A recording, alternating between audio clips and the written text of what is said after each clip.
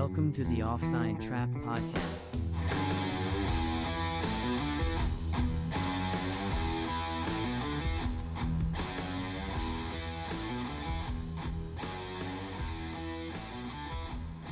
Okay, welcome to the Offside Trap podcast, episode 4. This is football's greatest 11. Thomas and Robbie here again. What's the story, Rob? How's things? How's it going, Tom? Not too bad at all. So, what we have is not just any regular episode. We're going to be giving our opinions on who do we think is the greatest football on 11 that we've ever been able to see live. So, I hate when people pick 11s and they pick Pele and they're the same age as me. You know, I never seen Pele. You never seen Pele. We only seen videos or what other people think. You know what I mean? Yeah, exactly. So what we want to do here is we want to actually just pick kind of a modern day, say, a modern era from what we know that we've really seen a lot of them type of players, you know, leaving kind of your Peles and your Maradonas and your Cruyffs out, you know. Yeah, obviously, we didn't see them. You know what I mean? As much as we know, if you were doing an 11, you could never leave them out. But we never seen them. We never seen the hype around them. You never seen the, you know, the buzz of watching them or people getting excited to watch them. We never did, so I don't think it's fair. No, and we've been blessed enough in our generation with loads of them, you know. So exactly, and it took a bit of thinking really, and you take all those players out. Big time. When you look at, you know, you take your Maradonas and all out, you've still got your Baggios, your Maldinis, all these kind of players. Quality players that people kind of not necessarily forget about, but they wouldn't get into your greatest 11 ever, you know, that way. But now, what are we saying? It's roughly about 30 years, isn't it? Yeah. I'm 26, you're 44, isn't it? Yeah, I wouldn't go that far, yeah. You know, and no great, yeah. Yeah. Well, anyway, the last 30 years roughly is what we want to go back. So that's going to be the second part of the show. The first part of the show is going to be a little bit different. So you're seeing the likes of Carragher giving his greatest Premier League teams and the certain stipulations whereby they can't play for the same club and all this sort of stuff. So basically what we've done, which I think no one else has done, is we're going to create the best Premier League team that has never won the Premier League, but they also can't have played for the same club. So for example, you've Gerrard. Gerrard's never won it and he's played for Liverpool. So if we pick Gerrard, we can't pick anyone else that's ever played for Liverpool. And apart from, this is one we had to rack our brains about, this is really what held up the podcast, apart from Sean breaking his nail. Oh yeah. Now, that's why he can't be with us here tonight. Yeah, he bottled it. But anyway, we'll leave that this there. was one that delayed it because we wanted a good stipulation and we wanted to kind of get it right and make sure that it's something that like people can get involved with, really, you know, isn't it? Exactly, and you want people to be able to listen to the podcast and say, right, I'm going to give my team, and I'm going to say, right, let's see who can make the best team out of it and have a bit of banter with it. And I tell you, it's hard.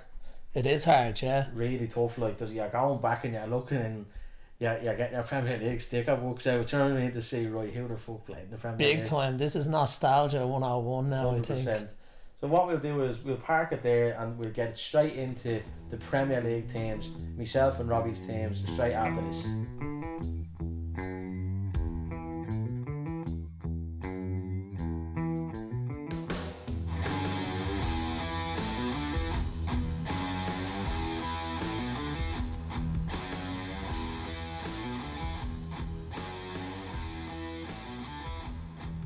Okay, right, Rob, let's get straight into it. So I think I'll go first, right? Yeah, you walk away there. So this is my best Premier League team that's never won the Premier League, and obviously they can only ever have played for different Premier League teams.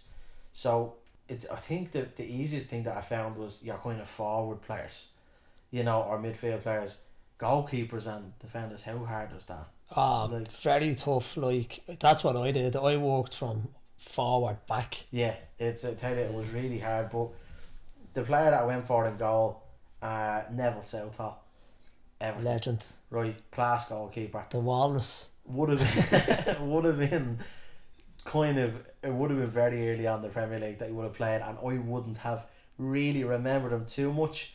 But all the same, when you're trying to pick a Premier League goalkeeper that hasn't won the Premier League, that's tough. Yeah. And especially one that's played for just one team, really. I think I've seen it there on Wikipedia. He played for Bradford 1 year in the Premier League and he probably only played a handful of games. The rest, obviously, Everton. So Neville Southall I went with, and in fairness, I think that's a decent old choice now, I have to say. Right, I had to go 3 at the back because the defence is just so tough. to pick. Now, one of my defenders, now, you have to let me away with this, he's a fullback, right? And he's an absolute fullback. He's never a centre-half in a million years. Ian Hart. I did the same myself, so I'm not going to lie. So just, I think maybe we didn't say it in the intro or whatever, but basically, we're not kind of doing positions. We were just putting 11 players on a pitch. Obviously, we picked defenders and we had a formation, like I went 3-5 or 3-4-3. Yeah. But, we didn't go specific positions then. Exactly. Right? I mean, we just kind of went defenders, midfielders, forwards. You may have 3 wingers, or you may have, 4 central midfielders, but yeah, you don't have the luxury when you're trying to pick players that have never won the Premier League. No, and as I said, for people listening, like on the podcast, if they want to do that and put specific positions in and defensive Even midfielders, you know what I mean? Better. Yeah, exactly. Tough going. So, moving on, Ian Hart obviously played for Leeds, played for Reading. Leeds legend, and Ian Hart. Sunderland, yeah, and Ireland as well. He was a fucking brilliant player for Ireland, fullback. Obviously never won the Premier League, but he was in that unbelievable Leeds team around the kind of a dead ball specialist. Class, absolutely class player. So beside him, then an absolute monster, Marcel Desailly, unbelievable player, absolutely quality defender, won everything, but didn't win the Premier League. No, obviously was moved on by Chelsea just before they won the league with Mourinho 2004. So, and only played with Chelsea in the Premier League. That's the key to it, isn't it? You have to pick someone that kind of tried to be a one club man. Yeah, big time. And Chelsea were great for a few players like that, I think. Great, they always had before they got the money even, they had these cult heroes, didn't they? Players that did get in for a year or two and have great impact and then they were gone type thing. And beside Desailly then, greatest Irish footballer ever, Paul McGrath. Obviously played for United prior to really proper Premier League era. Greatest Irish footballer ever. I think so, yeah. Roy Keane. Him and Roy Keane. Great player now, don't get me wrong. I'd have him up there. That's a different debate now, but I think he's my number one for Ireland, I have to say. Obviously Villa, Derby, they were his main 2 clubs, and he might have had another club towards the end of his career as well, a couple of games, but obviously Villa legend. The Villa fans call him God. PFA player of the year, Football Writers Player of the Year when he went to Villa after United, basically saying he was finished, wanted to take the insurance and everything out on him because of how bad his injuries were. So it just goes to show you, like, you're never out. Do you know what I mean? And Villa was perfect. I think the drinking culture, I think Ferguson wants to get rid of that. He did, yeah, and it obviously had a major impact on McGrath as a person, as a player, everything, but he still had a brilliant career at the end of it. And even after leaving United, they say, it's only downhill, but it wasn't. He was amazing at Villa, and fair play to him. But obviously McGrath never won the Premier League, and I think for me he's probably one of the best players that's never won the Premier League in my eyes. McGrath, absolutely quality player. But that was about it for defenders. I struggled massively to get more defenders than that I could fit into the clubs that he played for. Most of the quality defenders ended up going to big teams. Or played for them on, like they did win the Premier League. Exactly. You know, like I know it's easier. John Terry won the Premier League 5 times, Rio Ferdinand 6 times, but they also played for Leeds and West Ham, Rio. So you can't have, if you're trying to pick players, you have to really be careful what you're doing. So the one player in midfield that I'm sure everyone that's going to listen to the podcast is saying is Steven Gerrard. Steven Gerrard. I didn't actually pick him, believe it or not, but there's method to the madness. So in midfield, instead of Gerrard, I went for Luka Modric. What an operator in midfield. Played with Spurs in probably arguably Spurs' best Premier League team that I've seen. You could argue Pochettino's team, Champions League final, all that, but Modric, Scott Parker, Van der Vaart, Bale. Yeah, that was a great team. Pavlyuchenko, Berbatov, brilliant team. Stage, brilliant. Robbie Keane, Keane, all them kind of players, yeah. And realistically, any one of them could have got into this. Definitely. Team, because I don't think any of them won the league, did they? No, well, obviously Robbie Keane played for about 13 Premier League teams. So yeah, he was near impossible to pick, because if you picked him, you couldn't have picked anyone else, But Modric got the nod for me just because of how good he became with Real and everything, and obviously when he was in the Premier League, he was a quality player. So beside him, then a cult legend, and I know a good friend of mine, Marcus, that we met a few weeks ago, JJ Okocha. You know, he's a Bolton fan. So good they named him twice. Like, he realistically should have went to an unbelievable team. But Marcus would probably slag me and say Bolton was an unbelievable team at the time. They were, in reality, playing European football and everything. But JJ Okocha just epitomised. Everyone loved him. That style of play that he was.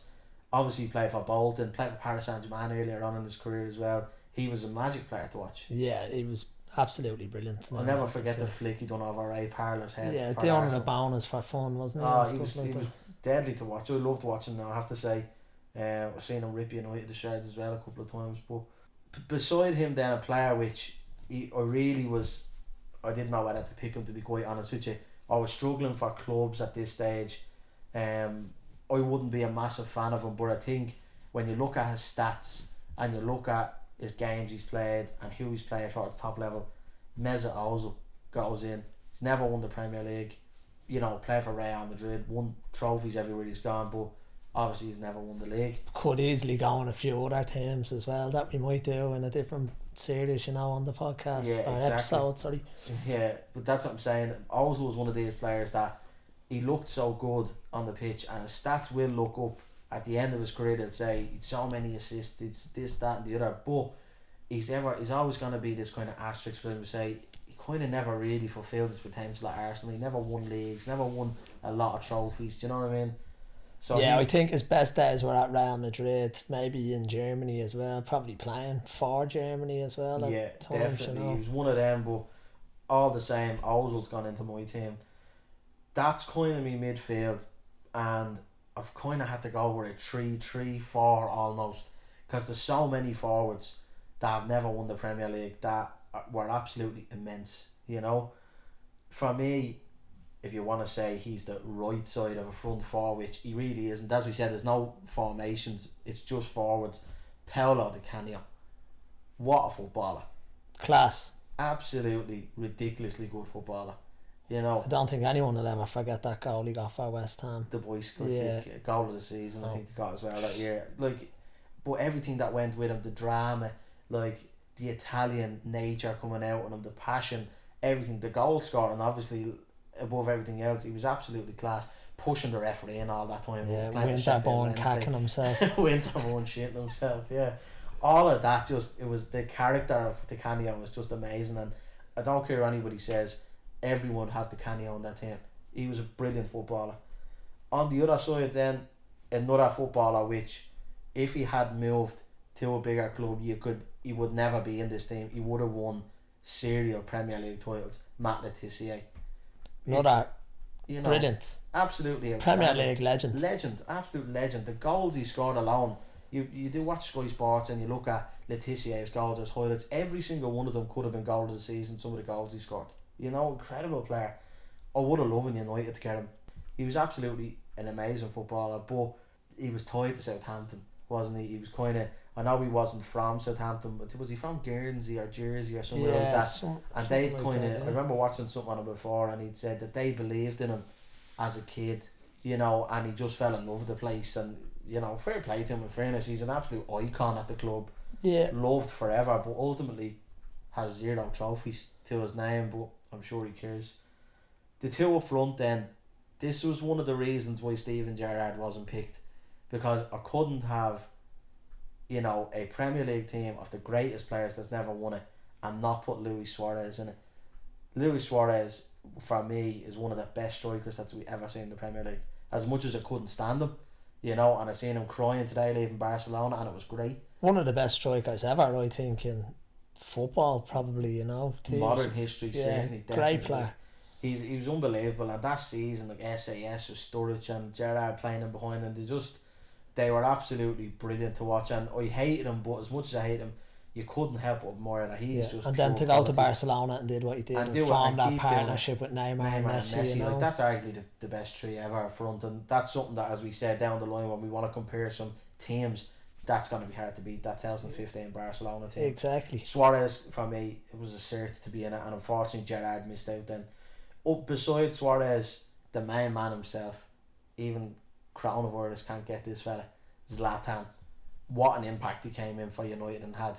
You know, Mourinho brought him in, free transfer, and absolutely lit the Premier League up. Only for the ACL, he probably would have kicked on for another year or two, but really, it knackered him in the end. What I absolutely loved Zlatan at United. Won Europa League, League Cup.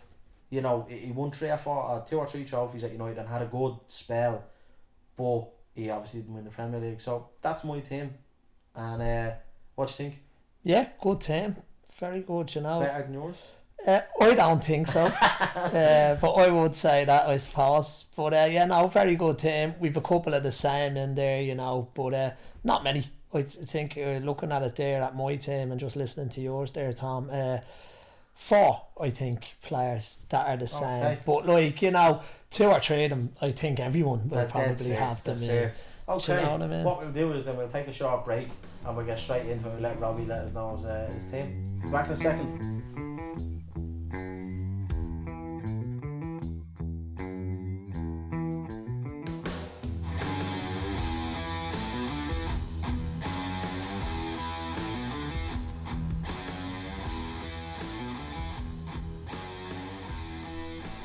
Okay, welcome back.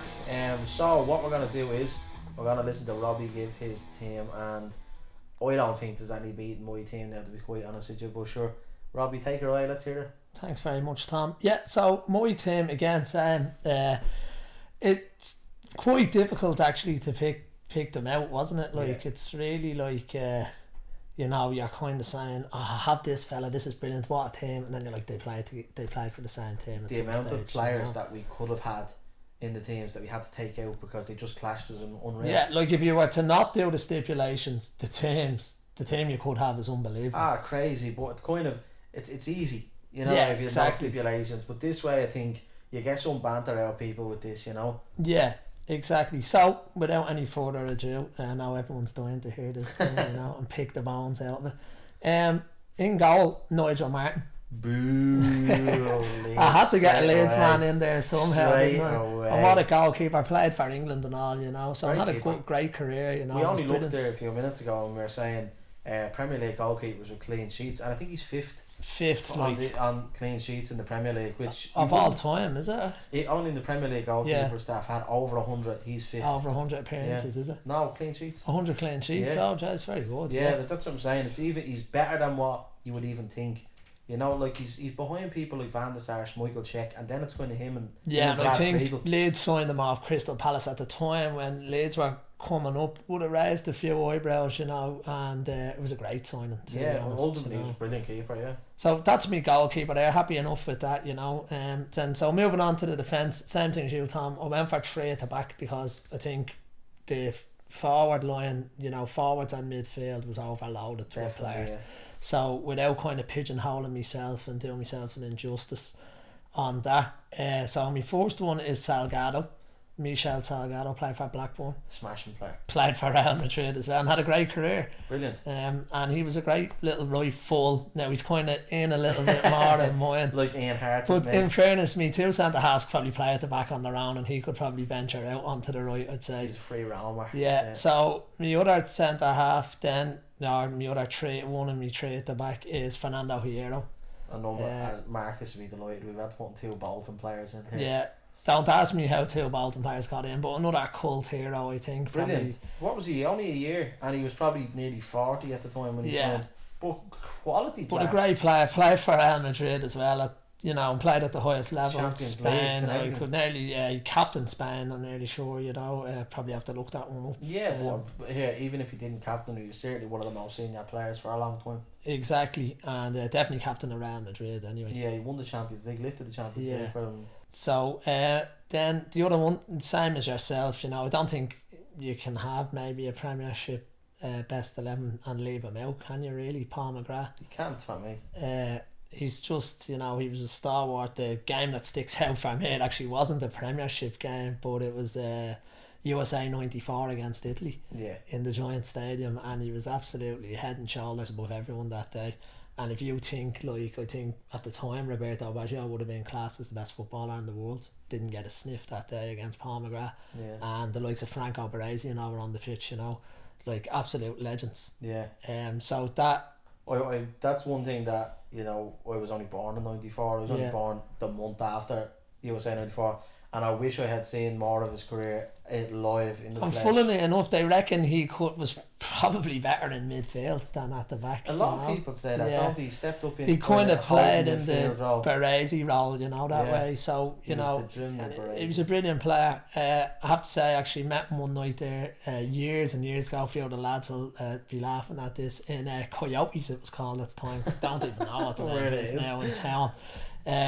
And he was he won't remember it for obvious reasons because just and he was basically gaggled. But it was a brilliant, absolute gent as well. He was and had loads of time for everyone, But seems like a really nice fella, I think anyone that's ever had that and say about Paul McGrath just said one top class player, but secondly a gentleman. Yeah, obviously he's had his issues, probably stifled his career, and probably doesn't give him the credit he deserves. That's probably why he's not spoken about more, but I think you watch any of the ex-professionals that play with him, they always put him in their team. I don't think, as you say, you can have a Premier League team taking out your champions and it doesn't include Paul McGrath. As we both have picked, we said we can't leave him out. So moving on now, the midfield and the forward. So I get into the midfield. As I said, I went for four in midfield, and the four in the midfield, the first one is a great player as well. Now, guys get Mendieta. I played for Middlesbrough. That was his only team in the Premiership as well. But again, another footballer that had a great career, another Spanish footballer actually. Fucking knocked us out. Little thing for Spain, I do. Scored the penalty against us, knocked us out in the shootout. Brilliant in 2000 for Valencia as well. I think they reached 2 finals there in a row. They did, back to back in that period, and he was instrumental in both of them. How he ended up at Middlesbrough, I don't know. He went on loan, didn't he? Was he at Barcelona? He was at Barca. It didn't really work out for him at Barca, I don't think. But went on loan and then signed for Middlesbrough for a couple of years. Did he win the League Cup with them? He might have. I'd have to look that up now. I think he may have got to the final. They may have been part of the team that got to the Europa League final as well. And they were more at 4-0, I think, for Sevilla or something like that. I think he did win it, but anyway. But a few things there we can look up on, but great player. Has to go in for me, he was brilliant. Same as yourself then, Letitia. Can't leave excellent. Do you know what I mean? Matt Letitia was brilliant. One team, maybe a bit of a criticism, might have been a bit lazy, maybe didn't want to do like the training when football started to evolve, and the weights and all this kind of thing. Maybe that wasn't his thing. I think he spoke about that as well, when I look at Letitia, I always say it was as if he was the most natural footballer I think I've seen, and bar a handful you'd say, like say Rooney for example, you look like that they didn't need to train. It was just they turned up. No, natural ability, unbelievable. We didn't even look like that fit or sharp. No, that's what I mean. But he was. It's as if he fell out of bed, put on the Southampton jersey and just scored 20 yard screamers. I think when Tim Flowers went to Blackburn, I think I remember saying that they used to always they were good mates and they had a bit of banter, and Letitia would always try and chip him and all. He did it to him a few times, I think. That's I remember that famous goal, isn't it?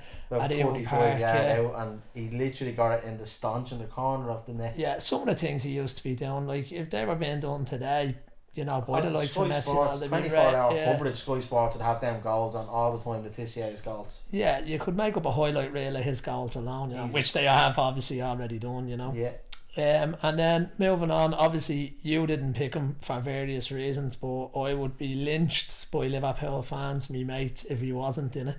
And he has to go in, I think, again. Igor Viscan, that's the one, Any team that any player, Vladimir Smicha. No, I'm only messing. Has to be Stevie G, great player, one of the best midfielders of all time in the whole world, and just absolutely astonishing how he hasn't won it. Even, I think it's well documented that his major slip up, as we may say, excuse the pun, lads. We can get into that a little bit more now if you want, and we'll just piss off a few people listening to the podcast. I think we'll leave it at that. We're only starting out still, we want to get a few more followers before we start getting controversial. But great player. Gerrard speaks for himself, really, absolutely. doesn't he? As I said, the only reason he didn't go into mine was that, Luis Suarez for me, I just needed him in the team. He was an unbelievable player, but Gerrard fan, and you're a Man United fan, you hate Gerrard, so that's the same thing. Couldn't put him in. But yeah, no, so Gerrard, you know, I don't need to talk too much about him. He goes in, I'm sure he'll be in the majority of people's as well. You know, he's the first one that comes to mind when you think of great players to play in the Premier League. Exactly. Yeah, that didn't win it. So then moving along to Di Canio is the next one. Yeah. So again, as I said, Paolo, actually I was a bit torn here. Another funny story I have, my mate will like this one. My mate actually played up the north for Glenavon, right? So he played against the goalkeeper that played for Sheffield Wednesday back in the day called Kevin Pressman. And Kevin Pressman, as most people know, was even playing for Sheffield Wednesday, he's a little bit overweight.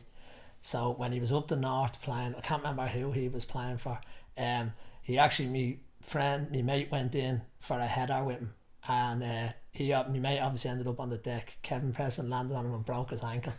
So you can imagine how big Kevin Pressman was at the time and put him out. My mate was actually flying at the time, so he gave him an injury, and I don't think he's too fond of Kevin Pressman anymore.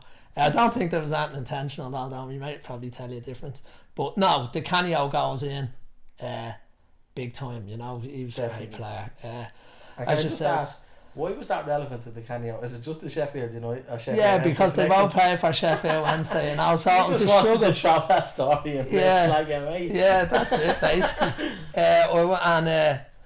Yeah, because Pressman would have been one of the keepers pushing to get into me team, you know. You have to put him in. You might have to cancel this episode and throw him back in. Yeah, but I couldn't leave Paolo Di Canio out, you Definitely know. Not. But I knew I'd had to get that story in somewhere, you know. Class.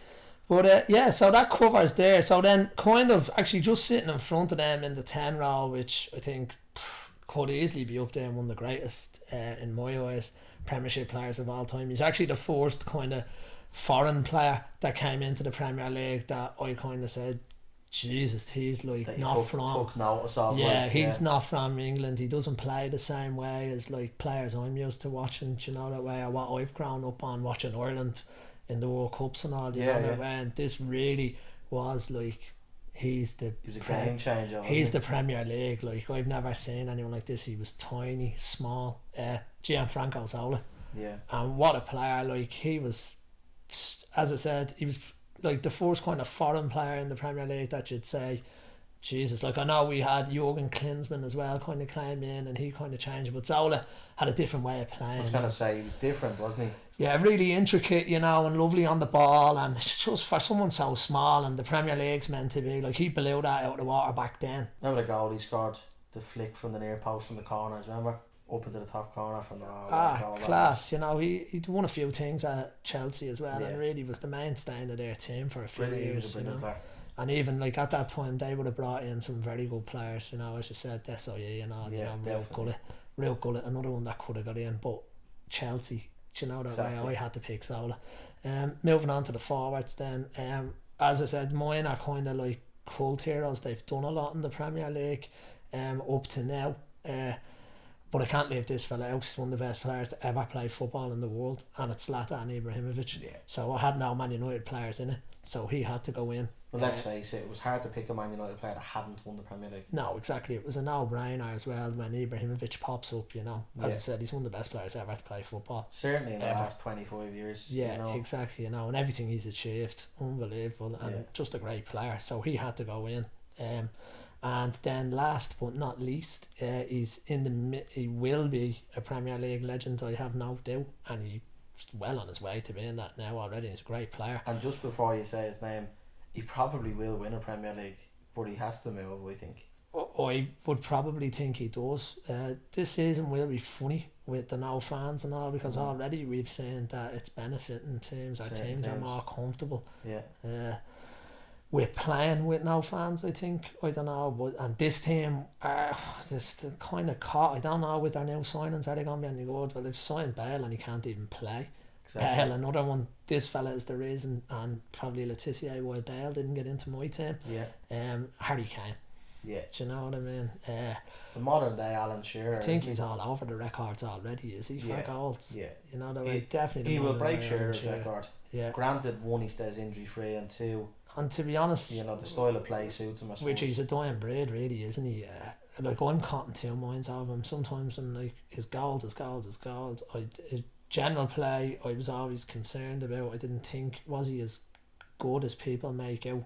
but his goals alone, you can't. Do you That's know what what? he's there There's for. a lot of people used to say that about Van Nistelrooy, and they'd say, you know, like that he was lazy, he doesn't get involved. But when they score goals, really, what else do you want? Well, I'm glad we didn't have a podcast before last weekend, because I would have been made look like a fool. He set 4, did he? Son, I think it's a record as well or something. I think he set all the and then goals. scored himself. Yeah, So his top general class. play isn't too bad either. Top class. Yeah, but that's my team there. Happy Rob. enough with that, you know. Yeah, no, I have to say, no, that's a really good team. Now, I think both of us, in fairness, have done well there. There are going to be some players that we missed out on. Like we said, Bale. How can you leave Bale out? But when you think of it, Southampton, like, you can't pick a team that best players and not put Letitia in. No, and by picking Letitia, you've lost out on Bale. So as I said, I tried to pick mine based on kind of what they've done in the Premier League. You know, obviously, you know, we weren't going to have Ronaldo win it. He's won the Premier League, but yeah, there's so, like, you have to really think outside the box. And like we said, right, Salgado and Hierro on your team, their best football wasn't in the Premier League, but for the teams that they went to, the difference they made for those teams was phenomenal. Exactly. And as I said to you before we came on the podcast, like, if you're putting down who was the greatest players in the Premier League history, there's always, like, people always say, oh, Ronaldo played in the Premier League, he's the best player in the world, or one of the best players ever, yeah. Like, but people will say Henry over him straight away. Well, I would. Do you know what I mean? I would. Because he was there longer and he did more. He did, like, as much as Ronaldo for me is a hero, Ballon d'Or at United, Champions Leagues, everything, but his best football for me was when he played for Real Madrid. He broke every record that there's to break at Real Madrid in terms of goal scoring. So yeah, like, I totally agree with you. I know what you're saying. You know, right? What we'll do is we'll leave it there, and when we come back, we're gonna give our all-time greatest 11s in our lifetime watching football around the last 30 years or so. So we'll be back in a minute.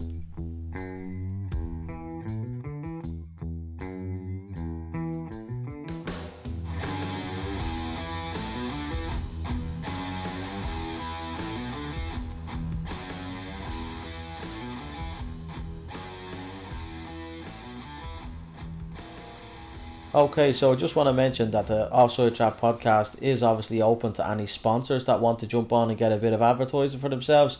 We've secured our first sponsorship there in Mankind Barbers. I'm delighted the lads have approached us to get onto the podcast to look for some new customers. The Mankind Barbers, Craig and the lads up there, offer an absolutely brilliant service. You'll find them exactly at the Tala Lewis stop.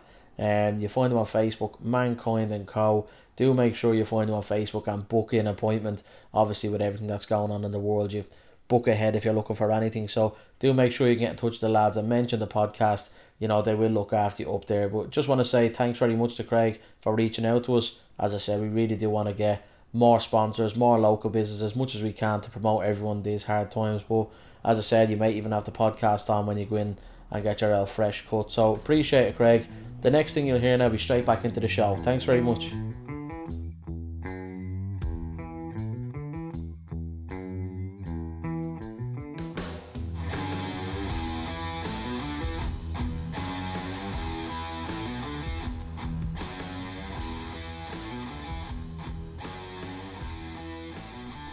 How's it going, everyone? Welcome back here. As you can tell, I'm nervous. This is the first time I've done the introduction back after, so hopefully all goes well. So basically we're doing our greatest 11s. Yeah, that's it. So I'm gonna take the reins first here on this one, Tom. Yeah, so as we said, we didn't want to do an 11 whereby you could pick any player that's ever existed in history, because one, there's too much selection, and two, we didn't see, say, whatever you want to call it, say 30 years of football, say from the late 50s to the late 80s, we wouldn't have seen any of that. You know, no, exactly, not enough, you know. Not enough to turn around and say he's better than someone that I've watched a whole career. Yeah, do you know, like we've all watched loads of documentaries and like things on. We all know players Pele like is that, one of the greatest ever, but I've never seen him.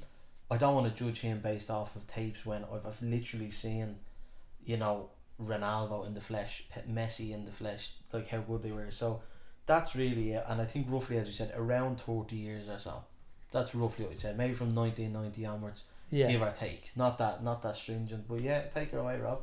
Grant, okay. So without any further ado, I suppose, my team, and as I said again, they're probably going to be quite similar. Because when you're doing the greatest 11, you know, they're not far off, are they? Like, Of course. well, like there is, as you said just before we came on there, that 4 or 5 are on par with each other, you know, and then, you know, so you could pick, they may be different, but generally they're, when you're thinking of greatest 11s in the last 30 years, a lot of people are going to have the same They're thing. going to have the same, but I think it's the ones that differ is where your personality comes out. That's for me anyway.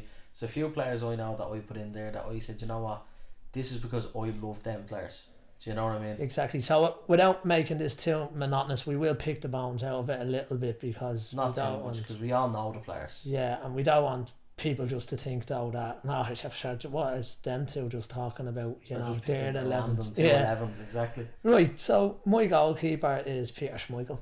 I don't think there has been a better goalkeeper in my lifetime than Schmeichel. Now, I've seen some good ones, or granted, you know, the likes of Gianluigi Buffon, he's had a longer career than Peter Schmeichel, but for his impact, the way he was the very first goalkeeper. He was what a goalkeeper wanted to be. Obviously, Guardiola's come along now and kind of changed the dynamic. Yeah, Guardiola's changed the dynamic of football in general, but the great then, Peter Schmeichel. Yeah, brilliant. And he wasn't so bad with the ball at his feet, I don't think. Not that he ever really had to get it to his feet, but he's brilliant. He had a style of goalkeeping that was real weird. He played handball, I think, as a kid in Denmark, and he did that kind of the big, made his body huge. Yeah, jumping to the star. Exactly. So Schmeichel for me, hands down, the best goalkeeper I've ever seen. Anyway, still.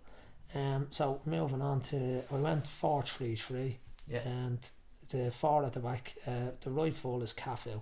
There was 1 or 2 others, you know, that, you know, you could have picked, you know, that way. Speaks for himself, Cafu, doesn't he? Exactly, Cafu for me, like Gary Kelly, you know, Leeds hero was, you know, he wasn't far behind him. He's a sub, is he? Yeah, exactly. Gary Kelly's on my bench there and could come on, no problem, and do a job in this team. But great player Gary Kelly was now, in fairness. Are you actually talking about Gary Kelly? You're talking about greatest 11s. Yeah.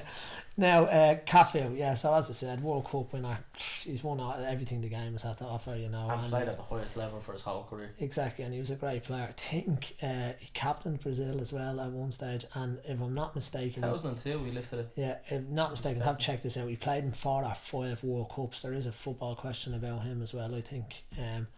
Again, have to check that out. Yeah, but, he definitely lifted in 2002. I don't remember. Yeah, that. as you said earlier on the podcast, I'm getting old now, so my memory's not what it used to be, you know. A few greys there. Yeah, well, I wouldn't go that far now, you know. So I'll go with me left back then. Obviously, I think everyone will have this fella in at left back, Paolo Maldini. Certainly. Like, what can you say about him when you say about winning everything? Elite. That is the word that comes to mind. Exactly, he's in a different stratosphere, I think, even to Cafu. Yeah. Arguably, probably on the same level, but I think, you know, Maldini, handsome devil, had everything. Everything. You know, just, he was a great player and a great professional, and just the best left back I've ever seen, you know. He's, you know, I was reading something about him earlier on today, and they're saying as much as he's as good as he was at football, he's an even better person. They're saying he seems to be just one of the nicest people you'll ever met. And again, with a lot of the players in this team, that seems to be the trait that comes through, that they're humble and they're nice, you know. Yeah, nice person, exactly. Obviously, I don't know them all personally, so we're only going on what people have said, you know. So when we get into this, and actually, ironically, and not a lot of people will believe this person is nice and humble, but a great player, and probably the best centre half I've seen at the moment in my lifetime, Sergio Ramos. Brilliant player. Like, you can't not have Ramos in it. Again, we've said that about a few players now, but you can't really not have this fella in any World 11 of all time in defence. Sergio Ramos for me is the ultimate defender. He does everything. He's nearly the ultimate footballer at this stage. He has like 100 goals or something, you know. Ridiculous. How many goals does he have for Spain alone? Ridiculous. Real Madrid. I think he scored the odd free kick as well. Like, do you know what I mean? He can play. He is everything. He is an absolute all rounder. Yeah, brilliant. Very dirty now, granted, but that's what you have to be. You know. Well, again, if my defender didn't make a tackle and conceded a goal, or, you know, put it this way, I'd love Sergio Ramos to go through Wilfred Zaha and the way Victor Lindelof didn't. last Saturday. Exactly, it's or last just Sunday, do you know what I totally mean? different levels. Do you know what I mean? As you say, it is levels, and he is Yeah. at the very, very top and has been for years. He is. Now the next one might be a little bit controversial, but I think we This is know what it's all about. how I feel about this fella, and despite a couple of lapses maybe after the lockdown there, and Don't say his name. I can't against, believe in it. fairness to him, he's probably playing against one of the stronger teams in the Premiership this season. So when he made that error, I think it was forced upon him more than anything else. Is Virgil van Dijk.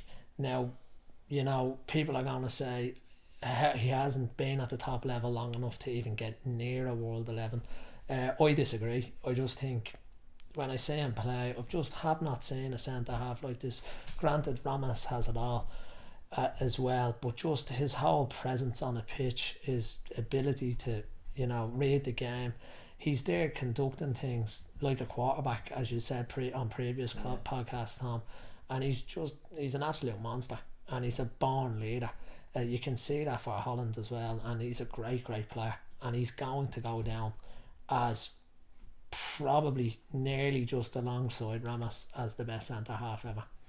I really do believe that. It is a statement, but obviously the likes of Cannavaro and all could easily get into this team, but as I said, I haven't seen, like, Van Dijk could play up front and not look out of place. He could play centre midfield and not look out of place. He just reads the game brilliantly. He glides along the ground. He's as quick as any defender I've ever seen. Definitely. I think there's no doubts his traits are everything that if you could sculpt a centre half, that's what you would have. But that is the only thing, and you said at the start, he hasn't done it for long enough for me to be considered in the best 11 ever. Yeah. But he is going that way. But he is definitely, and as I said, look, for transparency, he got in there as well. Do you know that way? Yeah. So moving along to the midfield, this again may throw up a few. I think there's one that we've already discussed how good this fella is. Zinedine Zidane. Yeah. That's a no-brainer, isn't it? Really? The debate I won, wasn't it? Well, I don't know about that now. I think I don't know. Actually, didn't look at the comments. We'll have to look them up. I wouldn't have. But Zidane, great player, unbelievable. I think he's gonna go in anyone's, to be honest, isn't he? There's a couple. And if he doesn't, well, then they've never seen Zinedine Zidane. There's about 4 or 5 players that I think go on everyone's, and the next fella definitely goes in as well as Iniesta. Definitely. That's without question. They're the two greatest ever. As the reason why we had that debate is that for me, they're the two greatest modern midfielders that we've seen. There's the likes. I think the other place then was up for grabs, and I watched Andrea Pirlo at Crow Park actually, and he was unbelievable. It's one of the best performances I've ever seen in my life. Now granted, he was playing against Ireland, but we were good side then, and we were really battling with them for top of the group to qualify. And at the time, and it was a great game actually. It ended 2-2, but Pirlo was on a different planet that night. You know what I mean? The way he orchestrated things in midfield, and a great player, but didn't make my team now. And one thing I was going to say about Pirlo and has been a through the team so far is longevity. I think the best players that have ever played the game have to be at the highest level for a long time. Granted, Van Dijk, but we said Van Dijk's still playing, and he's, but they have to stay at the top level. Yeah, look at Ramos. How long has Pirlo been at the top level between Milan, Juventus? Incredible career, and he only finished up was it last year or the year before? Yeah, not too long ago. And anyway, an incredible career. Playing at the highest level. Not in your team, it shows the quality. Yeah, and playing at the highest level. So the fella that did get in, and as I said, there's loads of midfielders that could have, but this fella, as you said, longevity and to play at the highest level, Steven Gerrard. I just think Gerrard again. I haven't seen someone such a complete midfielder. Scores goals, power, pace, strong. Do you know what I mean? Really epitomised everything that a box to box midfielder should be. He had it all really. I think shows, started off, got into the team right full there at Liverpool, and then there wasn't his range of passing and all.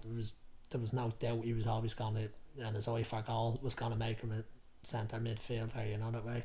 And even then, he used to push on. Even I think they tried to utilise him off the front man sometimes. You know, he was that devastating. He could just go by Yeah, players. Torres was there. He kind of played as a 10, didn't he? Yeah, a lot of the time? exactly, yeah. Mascherano and Alonso. And he had behind a great burst of pace. That 5 yards, if you have that as a centre mid that can take you by the, you know, other players, it's brilliant. And as I said, Gerrard, great player, speaks for himself. He had a great career, even though he never won a Premiership. we won't hold that against him. No. He was a great player and played at the highest level. Probably should have won more in his career. But again, maybe that's because he stayed loyal to the club that he was with. Exactly. You know, because at the time he was carrying Liverpool on his back, really. He carried Liverpool don't for think- the guts of 10 years. Yeah, really. many Liverpool fans will disagree with that. They were mediocre at best, were they, for a lot of seasons. Really, after they won the European Cup in 2005, for about 8 or 9 years then, they had a good team, but without him, he really carried them. Yeah, Bar a 2 or 3, year spell with Benitez, when they Mascherano and Alonso and Torres and did a really good team. Every other year, really, beyond that, without Gerrard, Liverpool would have been really, really poor. exactly. Still, not taking that away from him.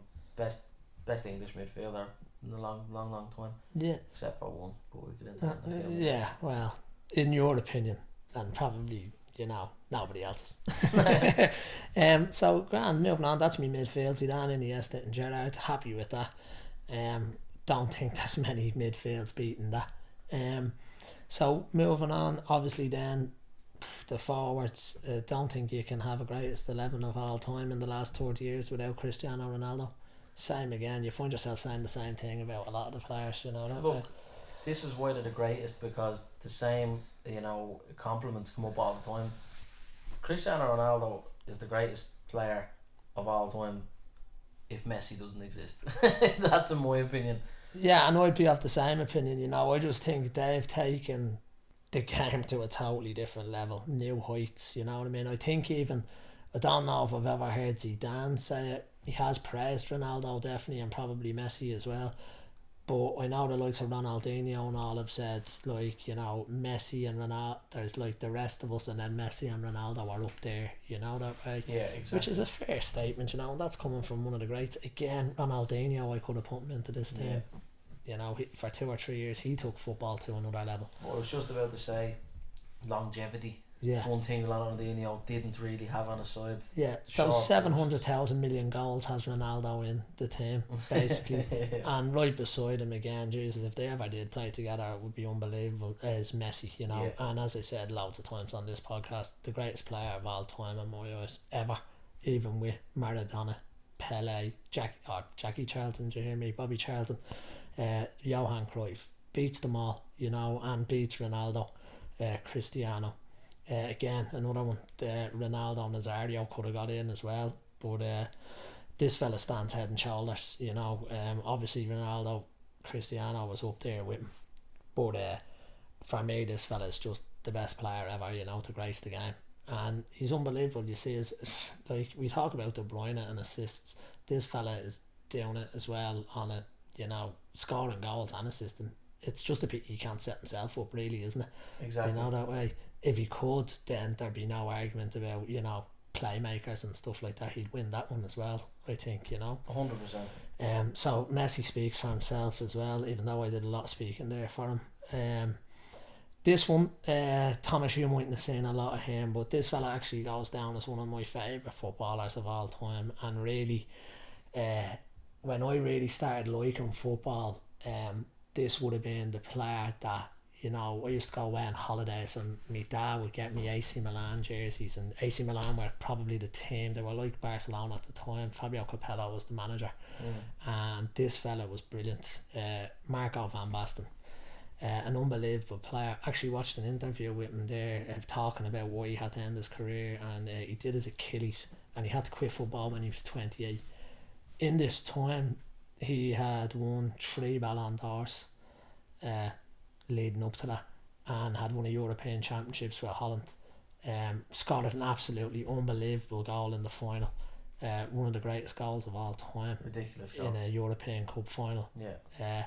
Was unbelievable at AC Milan, and just a great player, and Ajax as well.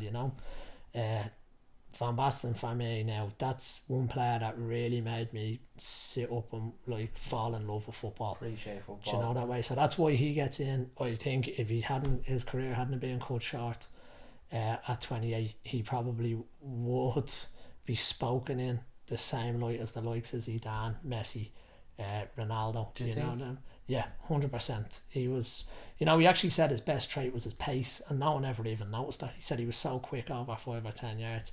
And he said when his Achilles went, that's what went, he just couldn't actually generally play on. So for your career, he was at the peak of his powers at 28 and in the prime of his career, and he had to retire, It's crazy, isn't it? Yeah, so for me, that's my 11 That's there. a great team. No, fairness, that's a good team, and it's different. As you say, not a lot of people are going to put Van Dijk in it. People are going to put Van Basten in it. Gerrard, they are the ones that people are going to change. And like we said, both of us have 4 or 5 of the same players because they are the greats. They really are of the last 30 years. Yeah. And then the other 5 or 6 are a preference type player, Exactly, so and that's what we're trying to get across. That's what it's all about. If someone has a completely different 11, by all means, there's no right or wrong. Yeah. But what it is opinions and why you prefer another player over another. Okay, so we'll take a short break there and we'll be back in one moment.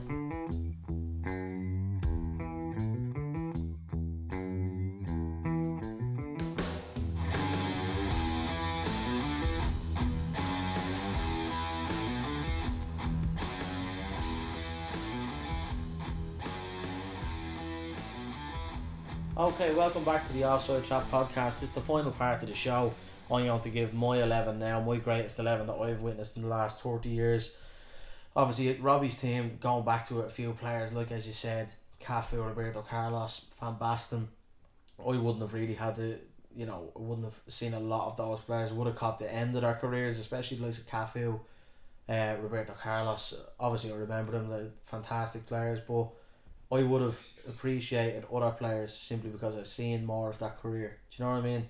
So, for me, in goal, you said Peter Schmeichel, and I would have loved to pick him simply because obviously a Man United hero, our greatest keeper ever, arguably the greatest keeper ever, but I simply didn't catch enough of his career. I was only born in 94. I was 5 when he retired or left United, so I didn't really see a lot of it. I remember the treble, obviously, but I went with Iker Casillas. I think for me, him and Buffon have been the 2 best goalkeepers in the last 20 years. Buffon has arguably been better, but what pips it for me is Casillas' World Cups, European Championships, Champions Leagues. Buffon's never won Champions League. And it's that what separates it for me. Casillas' honours, as well as also his style of goalkeeping. For me, I prefer that agile, slightly smaller keeper, quick. Buffon would have been the big man pipping things out of top corner, where Casillas great with the ball at his feet and everything. So as I said, it's an unusual one, so it's someone you wouldn't really think of in goalkeepers, to be honest. No, it's modern keeper, as you were saying. Schmeichel wouldn't have been great with his feet. Casillas was top class with his feet. For me, he's been the best keeper that I've seen in the last 25 years in the world. Same thing, 4 at the back, went 4-3-3, the same as you. Right back, I think, now I could be wrong when I say this, but I think he's now the most decorated footballer ever. Dani Alves. Yeah, right, yeah. That Barcelona team, the best football team I've ever seen. Best collection of players, won a ridiculous amount of trophies, trebles, Champions Leagues, won everything, essentially. But he was their right full throughout the whole thing. Giuliano Belletti was with them when they won in 2006. Pretty much after that, it was Dani Alves right through until modern times. Now they have Nelson Semedo, and he's just joined Wolves actually in the last couple of days. Dani Alves won everything, absolutely everything, in playing behind Messi, bombing up that right hand side. I remember him tearing United to shreds a couple of times, but he was absolutely and Messi used to love him actually, but he used to frustrate the life out of me at times at Barcelona, and I always thought it was one area that they could improve on, and a lot of people said that. Yeah. But I think it's only now that he's gone that people say actually you miss a solid right full or left full, like Jordi Alba, when they hadn't really got a regular left full, and then they got Jordi Alba in, and straight away there was no worries about it anymore. Now again, people are looking at Barcelona's defence, and Alves is gone. PK is finishing up. Alves for me was the best fullback in the world for a long time. You know, I have to go with the same centre half as you and Sergio Ramos. It hasn't been anyone better. It's a no-brainer. Hasn't been anyone better in the last, say, easily 10 years.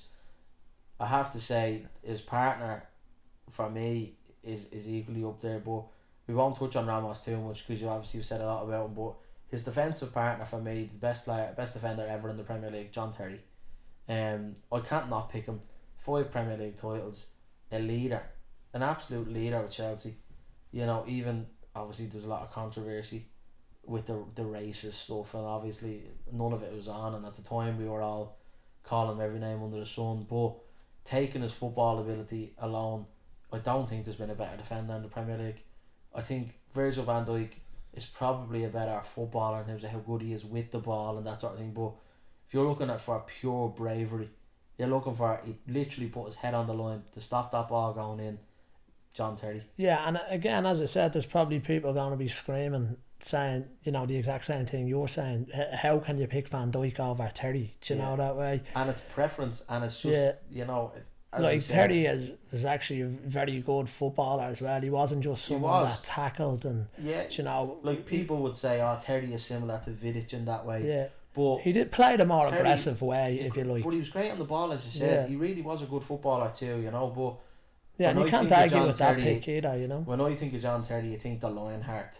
You know, he wore his heart in his sleeve, and he'd do anything to stop that ball going in the net. You know, he really would, and that's what I think you need, players like that. You know, left full, he's probably the only player in this team that people will say, you didn't see half of his career. See him.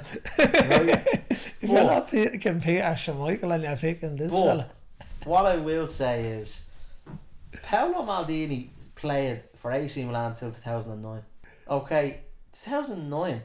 Okay, he won the Champions League in 2003 in Old Trafford. Lifted the trophy for AC Milan. I remember watching it because it was. The way you were going on, you're only 18. So when did you see him? Nobody can pick a greatest 11 last 30 years and not put in Paolo Maldini. Granted, he started his career in 84. I was not even a thought at that point in my life, but he is arguably the greatest defender ever. Not even fullback, not even.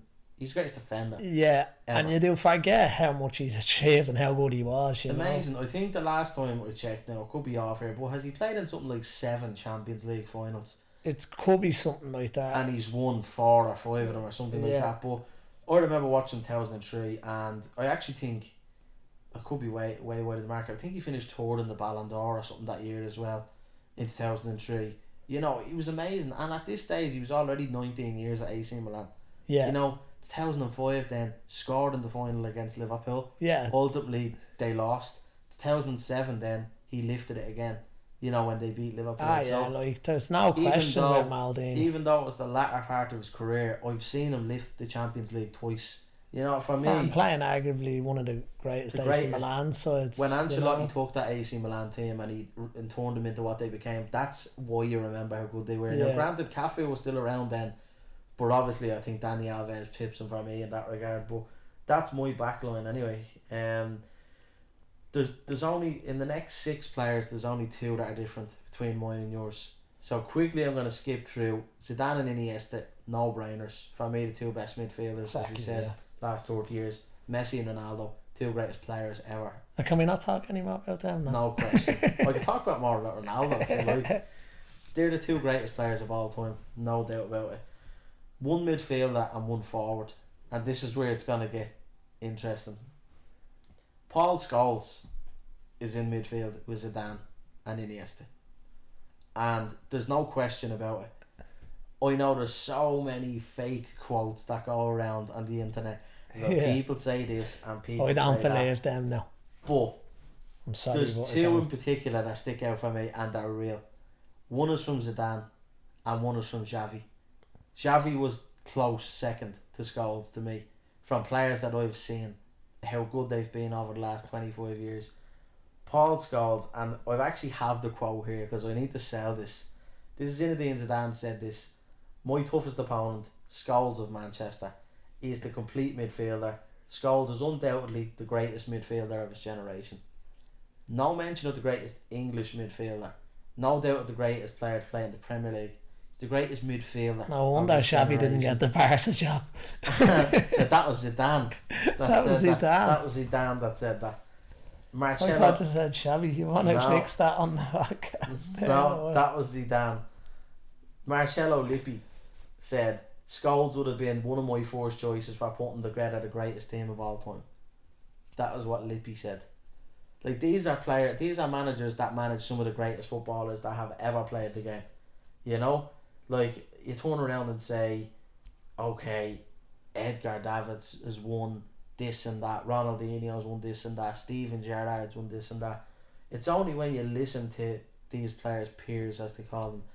Zinedine Zidane is the greatest midfielder ever, and he said Paul Scholes I think is his toughest opponent. I know the lads, they've probably only played against them once or twice. I think the best ones are the people he's trained with and stuff like that, you know. Even the likes of Cristiano Ronaldo, I think, has commented on Scholes. And there's another one there as well, Rio Ferdinand, saying it about Scholes and stuff. And Rio Ferdinand would have played his whole career with England with Gerrard, and like, I'm not comparing the two, but there's always you know that what? debate. Don't get me wrong, he was a great player, and obviously these fellas, and maybe like that happens in football sometimes, politics or something or whatever, I don't know, or maybe because of the way he kind of conducted himself, you know, the way. Why wasn't he put into the middle of England's midfield? You know what I mean? This is the one thing that. Why wasn't he kind of put more up? I always found as well that Nicky Butt played a lot of games for Man United where, you know, when you look back, that you are like, we always thought it was Kane and Scholes. Now, obviously, the perfect midfield was the four. It was. But Nicky Butt did play a lot. I think maybe it was a tactical thing. Just after the millennium, and I remember Ferguson actually saying this. I think it might have been in his book, actually, one of Ferguson's books, where he said, United were crying out for number 10 and they couldn't find them. They kind of were thinking about signing Riquelme actually around that time. Yeah. There was a lot of talk about Remember even that, Batistuta and all at the time in the late 90s. They were talking about signing. And Ferguson said there wasn't a number 10 value for money out there. So they turned Scholes into a 10. That's why they signed Varane. That's when they had the likes of Nicky Butt playing a lot of games then, and before he moved on to Newcastle. Yeah. But Scholes played as a 10, and a lot of his goals, people look back on Scholes didn't score an awful lot. You're right, but a lot of his goals came in that period, playing behind Van Nistelrooy. Then we signed Rooney, sold Kane, so Scholes moved back into midfield then. So he did play a lot. But Scholes has to be in it for me. This is actually the Xavi quote, I just found it. Last 20 years, the best central midfielder I've seen, the most complete is Scholes. He has everything. He can pass, he can score, he's strong, never gets knocked off the ball. I was talking to Xabi Alonso about him, and Xabi Alonso said that he's the best midfielder he's ever seen. Like, I'm not going to keep going on about quotes, but Paul Scholes, for me, I've watched him obviously every single season. He's Manchester United's midfield man, the best midfielder that I've ever seen at United. Kane is close, but Scholes is the best for me, you know. And again, you probably wouldn't have seen Kane's early days. And I actually meant to mention that, thanks for reminding me. I would have only seen Roy Keane at the end of his career when he was the enforcer, the captain, the leader, which is absolutely unbelievable. But Keane during the 90s at United was the box, the goal scorer, the energetic midfielder, arguably the better Keane. And again, I think maybe Scholes could be the same thing. We touched on it with Iniesta. He's probably underrated, was he? I think he is underrated. I think a lot of people look at the debate Lampard, Scholes, Gerrard, and they look Lampard's goals, Gerrard's goals, and Gerrard's leadership, and that. Scholes had everything. He just never shone in one category above another. I just think there was people maybe, like, you're playing for Manchester United, you know what I mean? He was obviously a massive part of that team surrounded squad, by stars all but there the was so many, you know. Cristiano Ronaldo came along, you'd Van Nistelrooy, Rooney, you know what I mean? If Scholes, and this is no disrespect whatsoever to Liverpool, if Scholes was at Liverpool, he'd be held in the same regard as Gerrard is. One of the greatest midfielders ever, but he isn't because he was at United, and everyone at United was a superstar, you know. And I do think that's to his detriment, but not for me. I've seen it, and for me, he's one of the best, you know. Well, that's why he's in your team, isn't it? Absolutely. The other player, as we said, that's my midfield: Scholes, Iniesta, and Zidane. The three up front: Messi, Ronaldo, and the best player that's ever played in the Premier League, Thierry Henry. I remember having nightmares around the Invincible era when United had to play Arsenal, because at the time our defence was absolutely awful. We had Gary Neville's a legend, but he wasn't a top bracket fullback at that end of his career. Kind of 2004, 5. It was kind of coming to the end from a little bit. Wes Brown filling in, Gabriel Heinze, Silvestre, Rio Ferdinand. Before we got Vidic and Everett, we were poor at the back.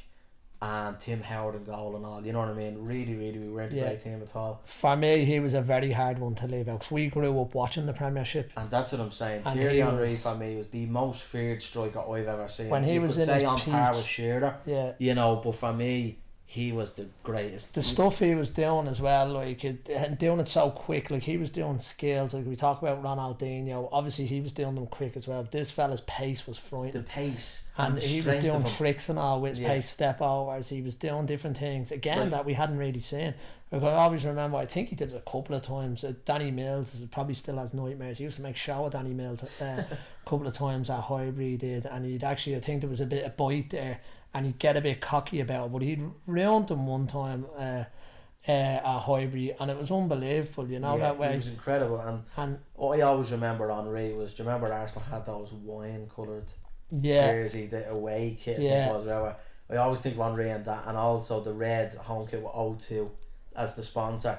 That kind of Henry was just another one over 5 yards, so sharp. You used to just glide and he's gone. He was. I thought he must have been well over 6 foot. Yeah, easily 6 foot. The pace and the strength that he had. The skill. Was it Inter Milan or Real Madrid in the Champions League that he absolutely destroyed? Score a hat trick against or something like that? Real Madrid, I was actually only watching the game the other day, and they beat him 1-0 in the Bernabeu, and he went on a run. Little bit incidentally, then I was watching another thing, and remember Messi in the semi-final got 2 goals against him. A similar kind of run to the Messi one, and he scored the goal and they beat him 1, and he was brilliant that night in the Bernabeu. That's what I'm saying, big players, you know, and as much as obviously I hated Arsenal at that time because they were our main rivals, that they were an amazing team, but he ended up leaving obviously to go to Barca and won the Champions League, and he needed to win the Champions League to be classed as one of the greats, because I don't care what anyone says, you have to win the Champions League to really be the top bracket footballers of all time. But he did, but obviously he wasn't the Henry that we knew at Barca. No, when he was in his peak, you know, and that's what I said, I struggled, you know, you could have had him and Ronaldinho in the teams. Yeah, Ronaldinho for me, the reason why he didn't, because his peak was so short. It was only 3 years. Henry, people would say, oh, it was only 4 or 5 years, but those 4 or 5 years, he was European phenomenal. golden boots, you know what I mean, Premier League legend, absolute legend. There wasn't a defender in the world that could cope with him.